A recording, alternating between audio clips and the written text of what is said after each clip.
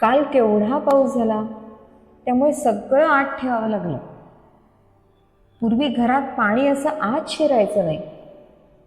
आमच्या नागपूरच्या घरी तर समोर आंब्याचं झाड होतं, त्यामुळे पाऊस त्याच्यावरून अंगणात पडायचा.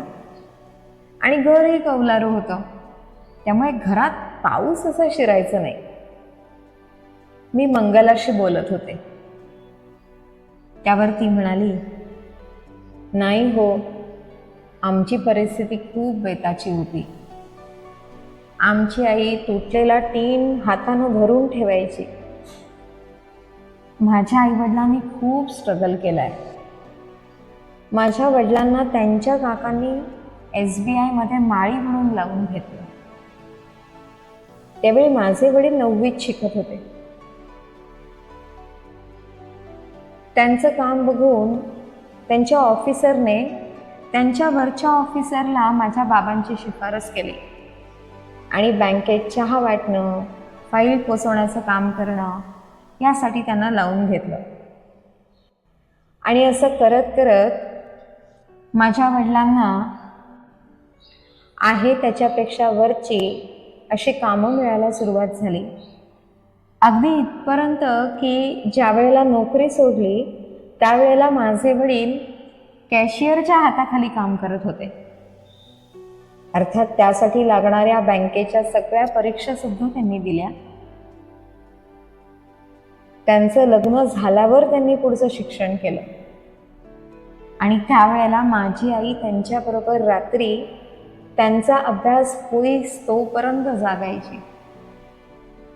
आणि त्यांना झोप आली तर आई त्यांना अभ्यास करायला लावायची.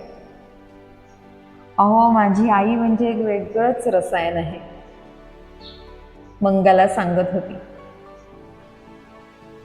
मी लक्ष देऊन ऐकत होते.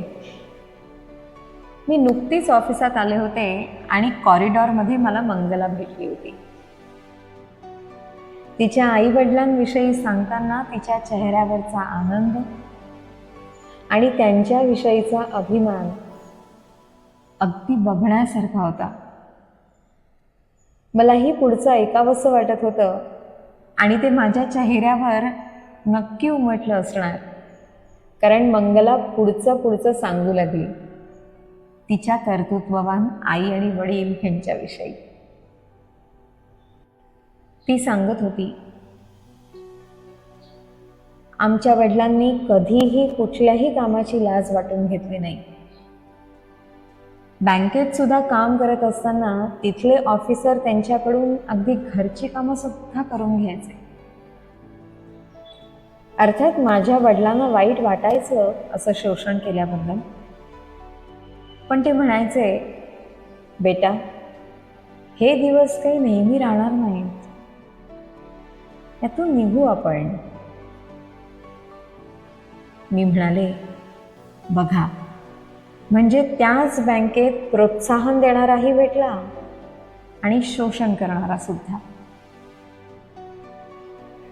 आयुष्यात सगळ्या प्रकारची माणसं भेटतात आणि हेच खरं आयुष्य आहे.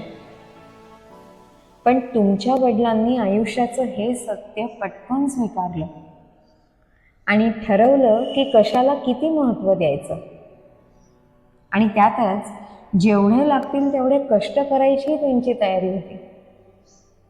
म्हणून ते या सगळ्या परिस्थितीवर मात करू शकले. नाहीतर परिस्थितीचा बाऊ करून रडत बसणारी अनेक माणसं बघतोच की आपण आपल्या आजूबाजूला. त्यावर मंगला म्हणाली, मॅडम, त्यामुळे मला सुद्धा कुठलंही काम करायची लाज वाटत नाही. आम्हाला त्यांनी तेच शिकवलं. माझ्या आईने पण खूप कष्ट उपसले. वडील तिच्यावर सगळ्या घराची जबाबदारी टाकायचे आणि आई ती निभावून न्यायची. काही वर्ष आई आम्हा 3 भावंडांना घेऊन एकटी राहिली, कारण वडिलांची नोकरी वेगळ्या ठिकाणी होती. अहो, माझ्या लहान बहिणीला आज जी नोकरी लागली आहे ना, त्याचा फॉर्म आईनेच तिला भरायला लावला. आणि अगदी धो धो पाऊस पडत असताना सुद्धा आईने माझ्या बहिणीला तो फॉर्म घेऊन आमच्या राहत्या गावातल्या घरापासून 4 तास बसने प्रवास करून तो फॉर्म भरायला प्रोत्साहन दिलं. मॅडम, माझ्या आईनं घरही सांभाळलं आणि स्वतःला सुद्धा. अहो, आता सुद्धा 60ला आली ना तरी ती नवीन साड्या घेते, चप्पल घेते आणि मला व्हिडिओ कॉल करून दाखवते सुद्धा. इथे आली ना की माझ्यासाठी आणि तिच्यासाठी साड्या घेते. शरयूसाठी येताना छोट्या छोट्या क्लिप्स, बोज असं किती काय काय घेऊन येते. पायातले छुमछुम काळे पडले की लगेच ते धुणार. हातावरची मेहंदी अजिबात जाऊ देणार नाही. केसात गजरा मारणार. खरं सांगायचं तर एका स्त्रीचे सगळे गुण माझ्या आईत आहेत. आणि ती मलाही सांगत असते, अगं, पोरांच्या मागे स्वतःला विसरायचं नाही. बाजूला ठेव एवढी कामं, जरा चांगली राहत जा. अहो मॅडम, तिचा कॉल आला की मी पटकन चांगले केस आवरते आणि मगच तिच्याशी बोलते. तिला आवडत नाही असं तसं राहिलेलं. आमच्याकडे ती आली ना की आमच्या घराला एक वेगळंच रूप येतं. अहो, मी लक्ष देऊन ऐकत होते आणि तिला म्हणाले, अहो, त्यांची एनर्जी इतकी पॉझिटिव्ह आहे, एखाद्या वाहत्या नदीसारखी सळसळणारी. त्यावर मंगला न राहून म्हणाली, अहो, कुठे बाहेर जायचं असेल ना तरी ती आमच्या पोरांचं आणि स्वतःचं आवरून आमच्या आधी तयार असते. स्वतःचं नेल पेंट, हेअरस्टाईल सगळं व्यवस्थित लागतं तिला. ते ऐकताना मला काहीतरी छान वाटत होतं. म्हणजे मी सारखं तपासून बघत होते की मी यातलं नक्की काय काय करते. आणि त्यावर मी तिला म्हणाले, अगं, या लोकांचं व्यवस्थित प्लॅनिंग असतं सगळं आधीपासून आणि मुळातच त्यांना कुठे थांबायचं हे चांगलं जमलेलं असतं. त्यामुळे एका मर्यादेपलीकडे तुझी आई कोणाच्याच भानगडीत पडत नसेल. तिचं स्वतःकडे पूर्ण लक्ष असतं. त्यावर मंगला पटकन म्हणाली, अगदी खरंय. आजही ती तिची जेवणाची वेळ झाली की सगळ्यांना विचारते आणि मग कुणी जेव अथवा न जेव ती तिच्या वेळेला जेवण करून घेते. त्यानंतर मस्त मैत्रिणींकडे जाऊन गप्पा मारून येते आणि स्वतःचं आयुष्य एन्जॉय करते. विशेष म्हणजे सगळ्यांचं करते, पण स्वतः पण एन्जॉय करते. अहो मॅडम, गावातल्या सगळ्या बायका आश्चर्य करतात की हिला एवढी एनर्जी येते कुठून. मी न राहून म्हणाले, मंगला, अगं, तुझी आई कायमच या क्षणात जगत असते. त्यामुळे तिचं स्वतःकडे पूर्ण लक्ष असतं आणि मग स्वतःला आवडेल ते सगळं ती करते.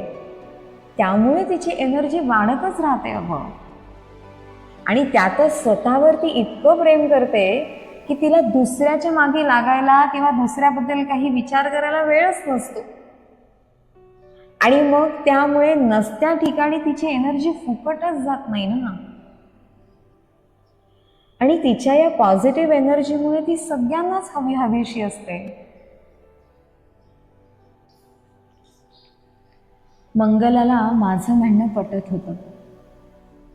ती म्हणाली, हो ना, आपण नेहमी दुसऱ्याचाच विचार करत बसतो. ह्याला काय वाटेल, त्याला काय वाटेल. आपला आपल्यावर फोकसच नसतो कधी. मी तिला विचारलं, मला सांग, रस्त्यावरून जाताना तू किती वेळा स्वतःसाठी गजरा विकत घेतलायस आजपर्यंत. ती पटकन म्हणाली, अहो मॅडम, प्रत्येक वेळी घ्यावं असं वाटतं, पण आजपर्यंत कधीच घेतला नाही मी. माझी आई ओरडत असते मला की तू पैशाचाच विचार करत बस. आता शहराकडे गजरा काय फुकट मिळणार आहे का गावासारखा? मग एन्जॉय कधी करणार? घेत जा विकत, कितीलाही मिळाला तरीही, आणि घालत जा. दुकानात गेलं की मेहंदीचा कोनही घेऊन यायचा आणि हातावर मेहंदी लावायची. मी म्हटलं, मंगला, अगं असं नटणं मुरडणं ह्या स्त्री सुलभ भावना आहेत ग. तुझी आई त्या जगते आहे पूर्णपणे, म्हणूनच तर तिची एनर्जी टिकून आहे ना इतके वर्ष. मंगलाला पटत होतं आणि तिला सांगताना खरं म्हणजे मी सुद्धा माझ्या मनाशी संवाद करत होते आणि मलाही मनोमन पटत होतं की एक स्त्री म्हणून निसर्गाने मला किती सुंदर जगायला दिलंय. आणि मग मी पक्क ठरवून टाकलं, पुन्हा एकदा स्त्रीपण जगायचं, एक नवीन सुरुवात करायची. अगदी छोट्या छोट्या स्त्री सुलभ गोष्टी सुरू करायच्या. रस्त्यावरून जाताना थांबून गजरा विकत घ्यायचा. केसांची लांबी कमी असली तरीही स्वतःच्या चेहऱ्याची काळजी घ्यायची. आणि असं बरंच काही. मी मनाशी विचार केला, मंगलाच्या आईबद्दल नुसतं ऐकूनच मला इतका उत्साह आला. ही स्त्री किती ग्रेट आहे ना. तिच्या पॉझिटिव्ह एनर्जीमुळे ती किती लोकांना जगवते आणि चांगलं जगवते. कुठलीही शाळा न शिकलेली मंगलाची आई म्हणजे खरीखुरी सुशिक्षित, सुसंस्कारी आणि शहाणी स्त्री आहे असंच म्हणेन मी.